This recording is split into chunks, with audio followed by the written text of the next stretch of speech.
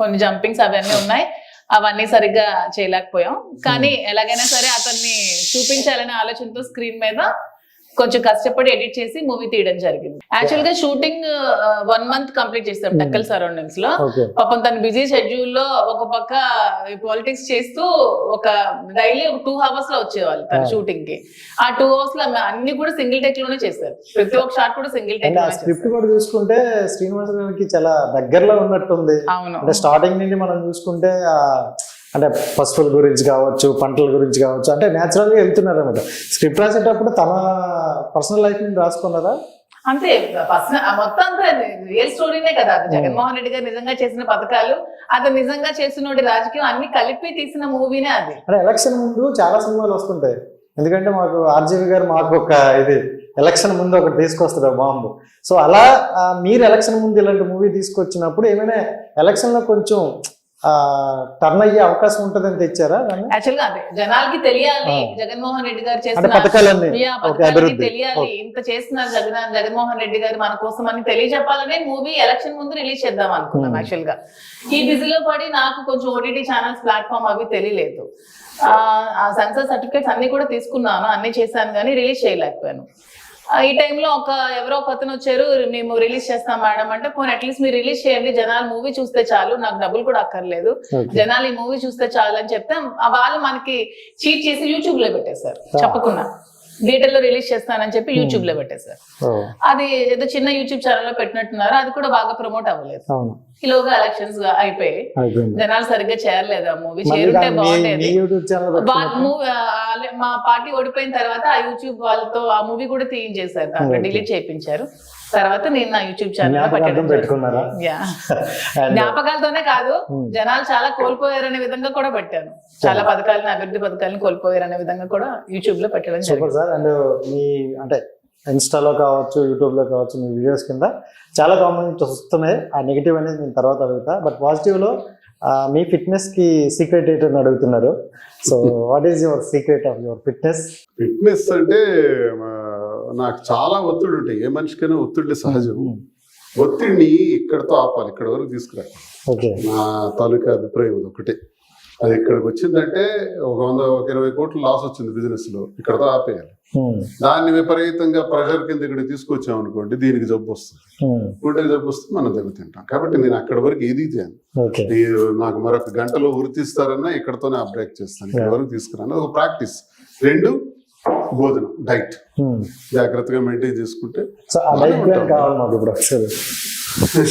తినం అంతే. అంటే ఇంకా తింటే మీరే, నాకు తెలిసి మహేష్ బాబు గారు కూడా ఒక దగ్గర చెప్పారు, నేను అన్ని తింటాను అన్నారు. రైట్ ఈజ్ రైట్, అలాగే ఉండాలి, అన్ని తినాలి. ఇంకా తింటే బాగుండేది అన్న దగ్గర ఆపాలి. ఇంకా మొత్తం తినేద్దాం అనుకుండా ఇంకా సగం ఆకలి తీరిందా, ఇక్కడతో చాలు. ఈ రోజు నా క్యాలరీస్ ఎంత బర్న్ అవుతుంది, ఈ రోజు నేను ఎంత నడుస్తాను, ఎంత పని చేస్తాను, దాన్ని బట్టి కొంచెం ఎక్కువగా తీసుకోవచ్చు. ఈ రోజు క్యాలరీసే బర్న్ కావు అనేటప్పుడు కొంచెం తగ్గించండి. ఆకలి వేసేటప్పుడు ఆకలి తీర్చడం కోసం తినాలే తప్ప విపరీతంగా మితిమీరినట్టు తింటే ఇలాగే ఉంటాం. ఆయన చెప్పింది రైట్. అసలు అది తినండి, ఇది తినండి, ఆకుకూరలు తినండి, కాయగూరలు తినండి, లేకపోతే కొన్ని చెప్తుంటారు. ఏం కాదండి, మనిషి అన్నది పుట్టాం, ఎంతకాలం ఉంటాం, ఉండే టైంలో అన్ని తినాలి, మితంగా తినాలి. ఇంతకు ముందు మీరు ఏం తిన్నా, ఎక్కడున్నా, ఏదన్నా ప్రజల వరకు అక్కడి వరకే ఉండేది. బట్ సోషల్ మీడియాలో ఇప్పుడు మీరు ఏం తిన్నా, ఎక్కడికి వెళ్ళినా అదొక ట్రెండ్ అయిపోతుంది. ఈ మధ్య కాలంలో ములక్కాయలు ఒకటి. యాక్చువల్ గా నేను ఒక రెస్టారెంట్ వెళ్ళాము, రెస్టారెంట్ వెళ్ళగానే ఆ బాయ్ వచ్చి, సార్ మీకు సాంబార్ ఇష్టం కదా, సాంబార్ తెచ్చేస్తాను సార్. సాంబార్ ఇంట్రెస్ట్ అంటే నాకు తెలుసు సార్, మీకు సాంబార్ ఇడ్లీ తినండి ఫాలో అవుతున్నారు. వచ్చి పెట్టేసాడు అడగకుండా, ఎందుకంటే మీకు సాంబార్ ఇష్టం కదా. మీరు ముందే చెప్పేశారు.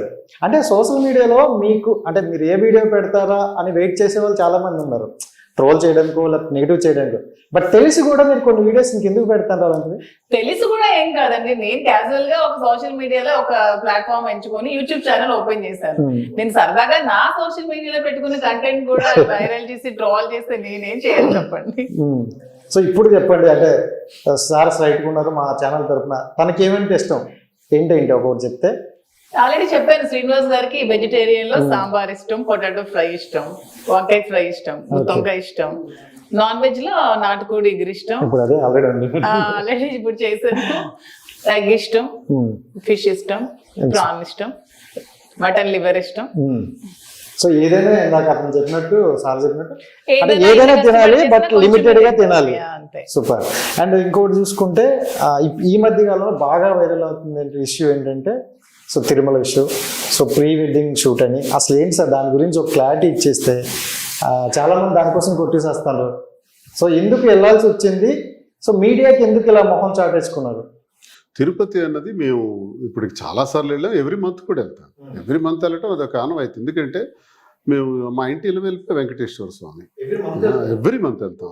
మా ఇంటి విలువ అది ఒక నెల అయిందంటే వెళ్ళకపోతే మైండ్ అంతా ఇంకటే ఉంటుంది. వెళ్ళి వచ్చేస్తాం స్వామిని చూసుకుని. శ్రీనివాస్, శ్రీకాంత్, శ్రీధర్, శ్రీహరి అని మేము 4 అన్నదమ్ములు, ఒకటి చనిపోయినాడు. ఇవన్నీ వెంకటేశ్వర స్వామి నామాలు. వారి పేర్లని, వారి నామాలనే పేర్లుగా ఎందుకు పెట్టుకున్నాం? ఆయన భక్తులు మేము, ఆ ఇంటి విలువెల్పు మాకు. అలాంటి స్వామి దగ్గర ఎలా ఉండాలో, ఎంత జాగ్రత్తగా ఉండాలో, ఎంత నిష్ఠతో ఉండాలో బయలుదేరిన దగ్గర నుంచి మేము ప్లాన్ చేసుకుంటాం. నేను ఇలా ప్లాన్ చేసుకున్న మాకు మా వ్యక్తిగత జీవితాన్ని ఏదో ఒక రకంగా రాజకీయం చేయాలి. ఈ మధ్య లడ్డు వివాదం తీసుకొచ్చారు. లడ్డు వివాదం పైన సుప్రీంకోర్టు మాట చెప్పింది, విలువైన మాట చెప్పింది. మనకేమైనా ఇంగిత జ్ఞానం ఉంటే జాగ్రత్తగా ఒళ్ళు దగ్గర పెట్టుకుని మనం మాట్లాడాలన్నది సుప్రీంకోర్టు ఒక చంప మీద చర్చెట్టచ్చి చెప్పారు. ఏంటది? Don't make political dramas. రాజకీయంగా డ్రామాస్ ఆడకండి, దేవుణ్ణి మీ రాజకీయాల్లోకి తీసుకురాకండి అన్నారు. బ్రహ్మాండమైన మాట. అలా చెప్పారంటే సుప్రీంకోర్టు మనం ఎంత తప్పు చేస్తున్నామని అర్థం. లడ్డు వివాదం, ఓకే, సుప్రీంకోర్టు కమిటీ వేశారు, దానిపైన అదే వివాదం ఏంటన్నా తేలుతుంది. ఈలోగా మేము తిరుపతి వెళ్ళాం. ఈమె వెళ్ళకూడదా? ఎప్పుడు వెళ్తున్నాం కదా. ఈమె గతంలో బ్రహ్మోత్సవాల్లో కోలాటం చేశారు. బ్రహ్మోత్సవాలకు వెళ్ళినటువంటి అనుభవం చాలా సంవత్సరాల నుంచి ఉంది. ఈసారి అలాగే వెళ్ళాం, బ్రహ్మోత్సవాలు అవుతున్నాయని. దర్శనం చేసుకోవటానికి వెళ్ళేటప్పుడు మీరు ఒక్కసారి, నేను టీటీడీ వారికి కానీ, విమర్శకులకు కానీ, కొన్ని ఛానల్స్లో చేస్తున్నటువంటి విమర్శకులకు కానీ, డిబేట్లో మాట్లాడుతున్న వాళ్ళకి కానీ, లేదా విశ్లేషకులు కూడా చాలామంది మాట్లాడారు. వాళ్ళందరికీ నేను ఒకటే చెప్తున్నాను, మీకు దమ్ము ఉంటే. నేను టీటీడీలో ఉదయం 5 గంటలకు అడుగు పెట్టాను, 7వ తారీఖు. 7:30 కల్లా మా దర్శనం అయిపోయింది, వెళ్ళిపోయాం. అలాగే సాయంత్రం 4 గంటలకి మళ్ళీ బ్రహ్మోత్సవాల సందర్భంలో మాడ వీధులు 4 కూడా నడుచుకుంటా, స్వామివారు ఇంకా మరో 6 గంటలకు వస్తారు పురవీధుల్లోకి. ఆ వీధుల్లోకి వచ్చేటప్పుడు మనం ముందుగానే ఒకసారి స్వామి గారిని ప్రదక్షిణ చేసుకుందామని చెప్పి, ఆలయం చుట్టూ ప్రదక్షిణ చేసుకుందామని మాడ వీధిలో ఎక్కడో మెట్ల మీద జనంతోనే కలిసి కూర్చుందామని ఉత్తర మాడ వీధిలో ప్లేస్ ఎంచుకొని అక్కడ మేము కూర్చున్నాను. నేను ఆ కూర్చునే దానిలో నేను వెళ్తుండేటప్పుడు, తను వస్తుండేటప్పుడు చాలామంది ఎవరికి వాళ్ళు ఫోటోలు తీసుకుంటున్నారు. ఆలయాన్ని ఉద్దేశించి, అలంకరణను ఉద్దేశించి, స్వామివారి తాలూకు ఆలయాన్ని ఉద్దేశించి తీసుకుంటున్నారు. అలాగే మేము, మా అనుకున్న వాళ్ళు కూడా ఎవరు తీసుకుని ఉండొచ్చు. అలా నడుచుకుంటే వెళ్ళిపోయాం. మీడియా వాళ్ళు వెంట పడుతూనే ఉన్నారు. ఎందుకబ్బా ఏంటి ఇక్కడ ఏం జరుగుతుందని. ఏమనంటే కొంచెం ప్రశాంతంగా దేవుడి కోసం వచ్చాం కదా అని వాళ్ళని చెప్పినప్పుడు కూడా వినలా. ఈమె కూడా వెళ్తుంటే మా వివాహ విషయాలు అడగటం, ఇది దేవాలయం, ఇక్కడ మాట్లాడకూడదు, ఇక్కడ ఇది సందర్భం కాదని ఓరల్గా చాలాసార్లు చెప్పాం. అయినా గుచ్చి మరి ప్రశ్నిస్తుండటంతో వివాదం కోర్టులో ఉంది కాబట్టి కోర్టులో తేలిన తర్వాతే మా వివరణ ఉంటుంది అని నేను చెప్పడం జరిగింది. తను అదే చెప్పడం జరిగింది. ఇలా ఒక డిఎస్పీ గారు, ఒక నిమిషం, ఒక డిఎస్పీ గారు వచ్చి మీరు ఇలా వాళ్ళకి అరెస్ట్ చేయకూడదని మీడియాని ఆయన పంపించారు.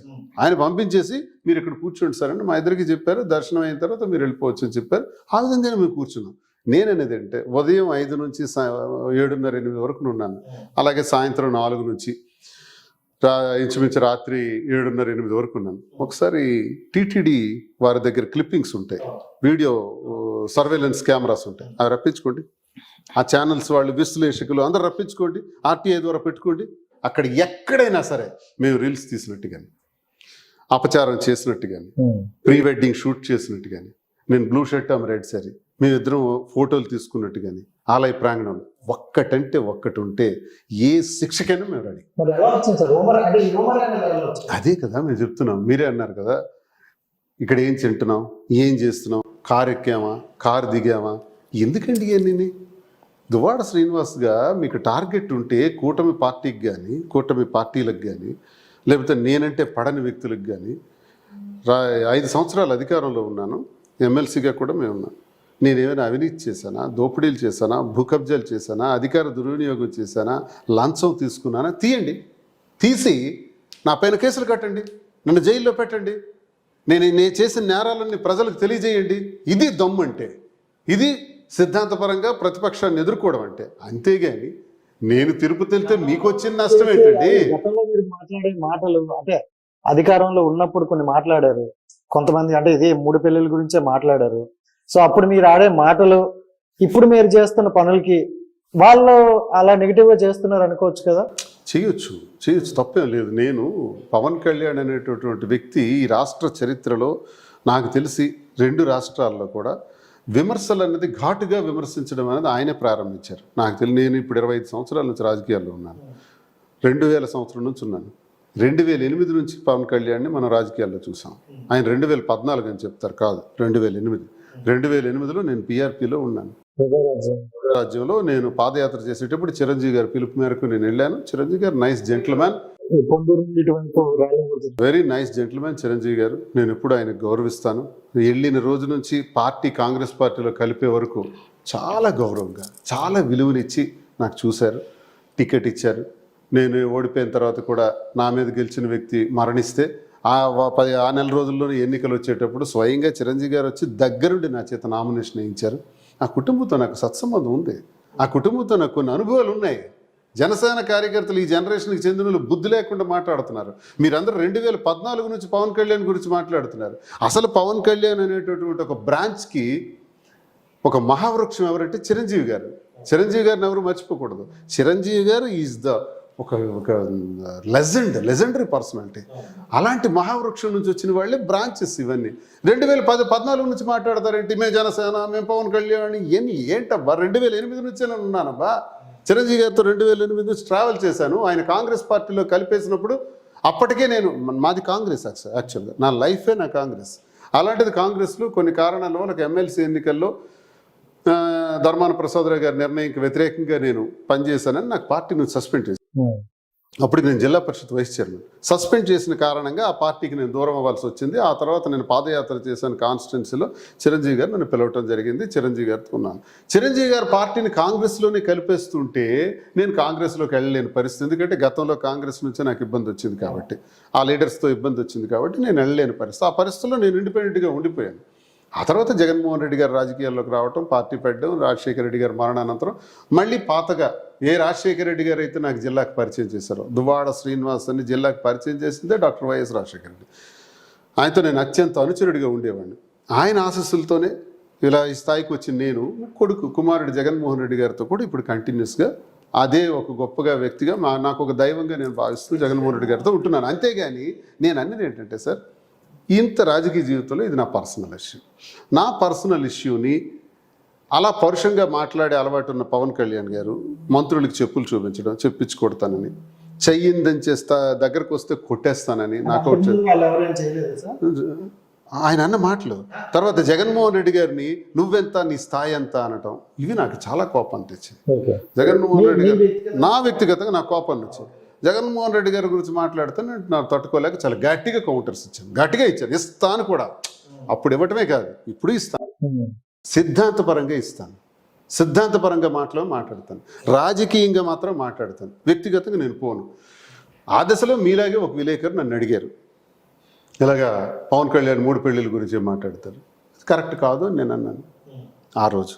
ఎస్, అదే మనిషి ఇప్పుడు నాకు మీరు అడుగుతున్న ప్రశ్న ఏంటంటే, మీరు ఆ రోజు పవన్ కళ్యాణ్ విమర్శించారు కదా, ఇప్పుడు నాకున్న పరిస్థితులు, నాకున్న నేపథ్యం, నాకున్న కుటుంబ గొడవలు ఇవన్నీ పోసుకొచ్చినట్టు ప్రతి ఒక్కరికి చెప్పాను. అందరికీ తెలిసిందే, మీకు తెలిసిందే. ఆ కుటుంబ నేపథ్యంలో మాకు వచ్చిన గొడవల వల్ల మేము ఈ నిర్ణయం తీసుకోవాల్సి వచ్చింది. న్యాయపరంగా మేము తీసుకున్న నిర్ణయం నేరం కాకపోయినప్పటికీ సంఘపరంగా ఇది తప్పేని, తప్పని పరిస్థితుల్లో మేము ఈ తప్పు చేయాల్సి వచ్చింది, మమ్మల్ని క్షమించండి అని ప్రజలను కోరుకోవటం జరిగింది. ఈ పరిస్థితుల్లో మరి మీరు చేసిన తప్పు కాదా? ఓకే, పవన్ కళ్యాణ్ చేసినా నేను చేసినా తప్పే, ఎవరు చేసినా ఇది తప్పే.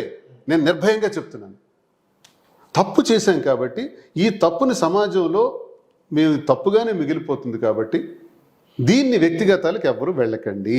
జనసేన కార్యకర్తలకు కానీ ఎవరికే నేను కోరేది అదే.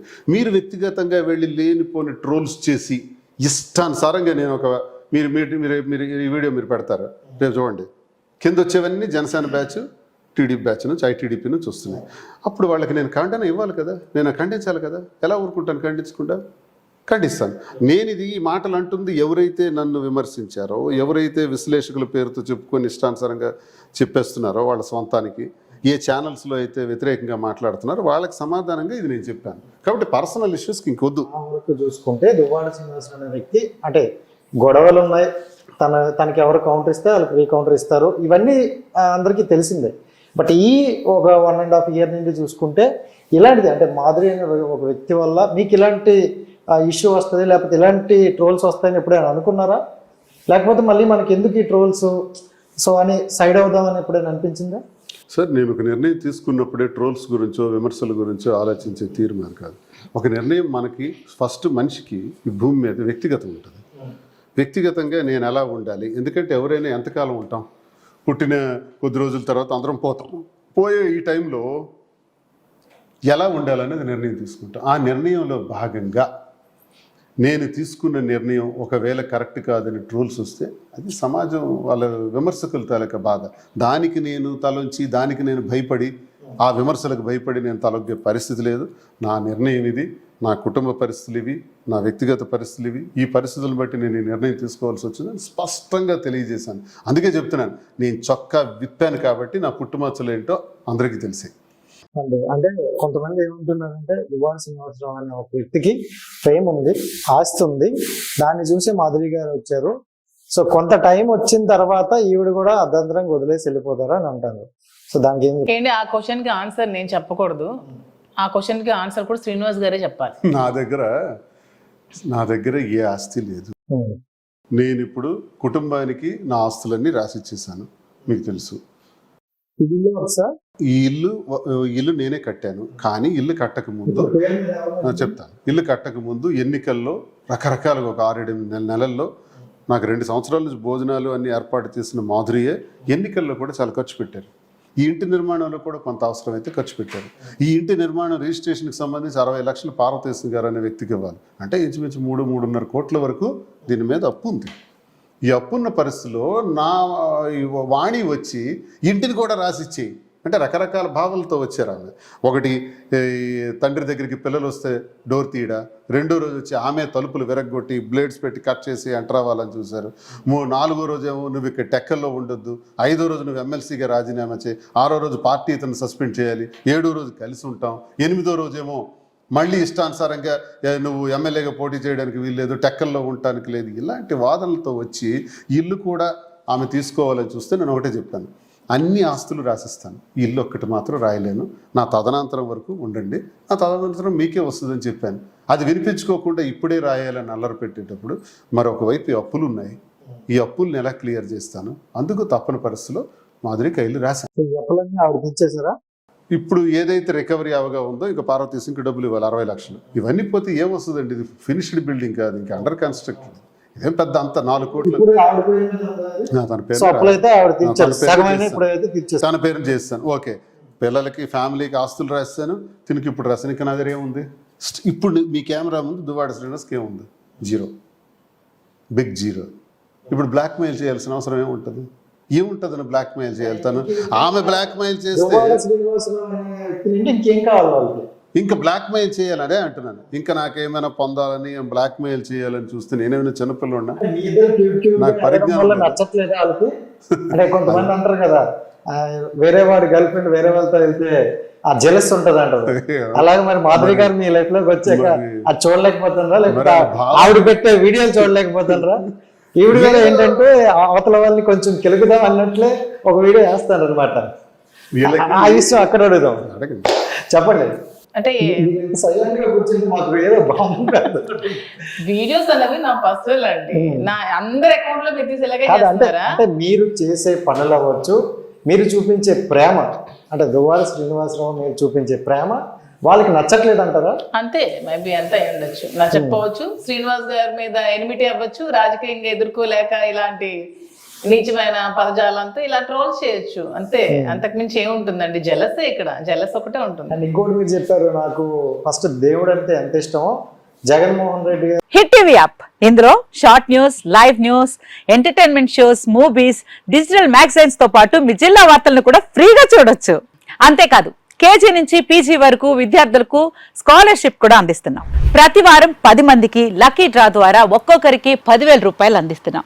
ఇంకెందుకు ఆలస్యం, వెంటనే హిట్ టీవీ యాప్ ని డౌన్లోడ్ చేసుకుని ఫ్రీగా ఎంటర్టైన్మెంట్ పొందండి. Hit TV app. Hit TV app. Please download Hit TV app. Hit TV యాప్ని ఫ్రీగా డౌన్లోడ్ చేసుకొని ఎంజాయ్ చేయండి. మీకు నచ్చిన ఎంటర్టైన్మెంట్ కోసం హిట్ టీవీ యాప్ ని ఫ్రీగా డౌన్లోడ్ చేసుకుని ఎంజాయ్ చేయండి. హిట్ టీవీ యాప్ని డౌన్లోడ్ చేసుకుని ఆస్వాదించండి, ఆశీర్వదించండి. ఇంతమంది సెలబ్రిటీలు హిట్ టీవీ యాప్ ని డౌన్లోడ్ చేసుకోండి అని చెప్తున్నారంటే ఎంత మంచి యాప్ ఆలోచించండి. అమెరికా అమెరికా అమెరికా అమెరికాలో చదవాలనుకునే వాళ్ళకి విశ్వసనీయమైన పేరు మన శౌర్య consultancy. UK Law 1 Year Masters. UK Law 1 Year Masters. 2 years work permit up to 5 years visa. Contact Saurya Consultancy. Contact 89851 89851.